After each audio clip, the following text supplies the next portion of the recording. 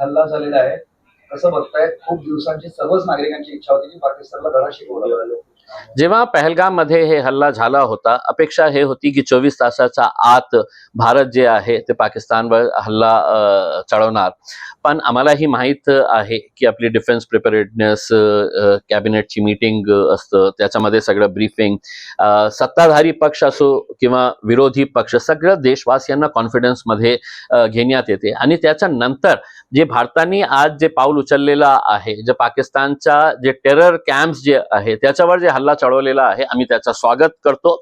आणि सर्व देशवासियांच्या वतीनं आम्ही हे सांगतो की पूर्ण देश जे आहे ते सरकारच्या आणि डिफेन्स आर्म फोर्सेसच्या पाठीशी उभे आहे, पूर्ण ताकदीने उभे आहे. आणि अपेक्षा हे आहे की या हल्ल्यातून पाकिस्तानला एकदा धडा शिकवण्याची खूप आवश्यकता होती.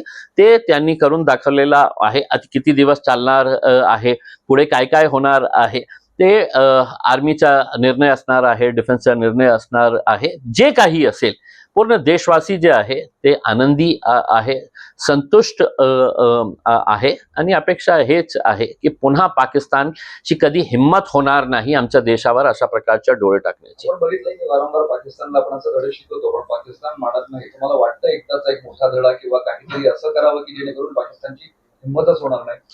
काय आहे की सर्व देशवासियांची हीच भावना होती की आपण का वारंवार पाकिस्तानहून आतंकी आमच्या देशामध्ये यायचं, सामान्य लोकांची हत्या करायचं. उरी झाला होता, पुलवामा झाला होता, पहलगाम झाला.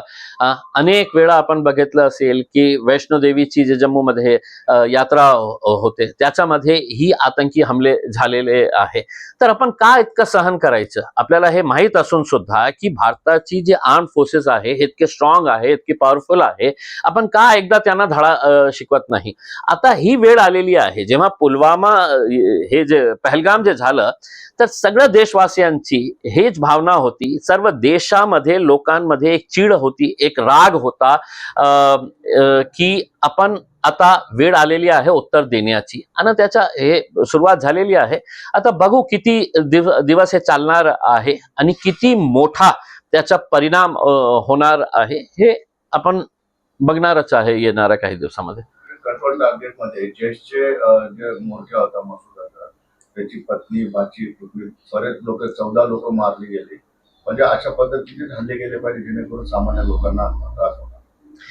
काय हे लिहितोय की मी मेलो असतो तर चांगलं झालं असतं या हल्ल्यात. कोणी म्हटलं? मजूर अझहर मसूद, त्याचे जे नातेवाईक एक्सपायर झाले. काय आहे की जोपर्यंत आपल्याला डिफेन्स चे जे PRO असतील किंवा सरकारकडून आपल्याला ऑफिशियल स्टेटमेंट येत नाही, मला असं वाटत नाही की त्याच्यावर मी प्रतिक्रिया देऊ. पण एक गोष्ट नक्की की पाकिस्तानचे जे जे टेरर कॅम्प्स आहे त्याच्यावर हल्ला करण्याची खूप आवश्यकता आहे.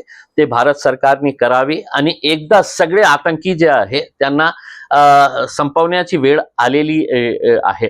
आणि हे करताना सिव्हिलियन्सला कोणत्याही प्रकारच्या हे होऊ नये, नुकसान होऊ नये. कारण भारताची जे सेना आहे, आपली देशाची जी संस्कृती आहे ती वेगळी आहे.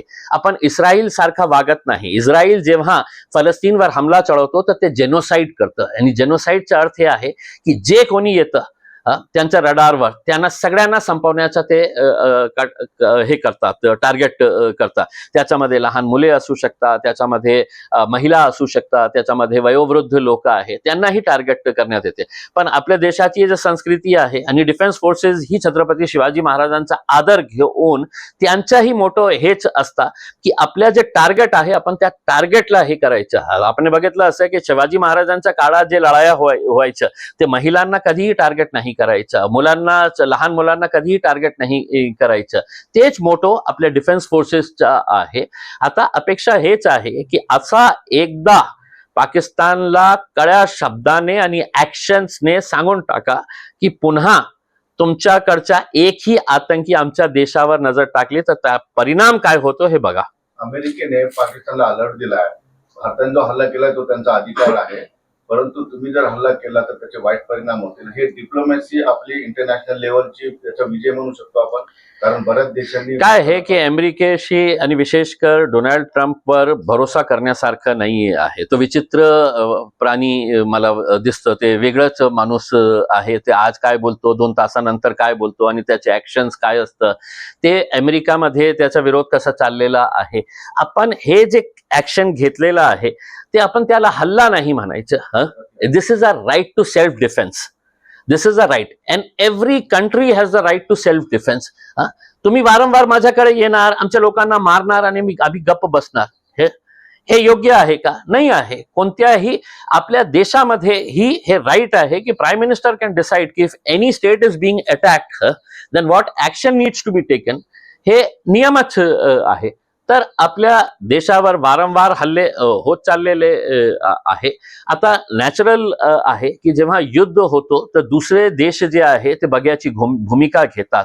आता इंडियन इकॉनॉमी जे आहे इतके फास्टेस्ट ग्रोईंग इकॉनॉमी झालेली आहे आजच्या पेपरमध्ये की आपण जपानला मागे सोडणार आहे इकॉनॉमीमध्ये. तर जेव्हा युद्ध होतो तर त्याचा इकॉनॉमीवरही परिणाम होतो. तर अनेक देश जे आहे ते बघ्याची भूमिका घेऊन ते हेही बघतात की त्यांच्या इकॉनॉमीवर परिणाम होणार आहे, ते मागे पडणार आहे. तरी सुद्धा देशाची अस्मिता जे आहे, देशाची जे ताकद आहे ते महत्वाची असतं. इकॉनॉमी व सगळे बाकीचे मुद्दे जे आहे ना ते होत राहतील. पण आज राईट टू सेल्फ डिफेन्स प्रमाणे जे निर्णय सरकारने घेतलेला आहे त्याचा आम्ही स्वागतच करतो. जय हिंद. जय हिंद.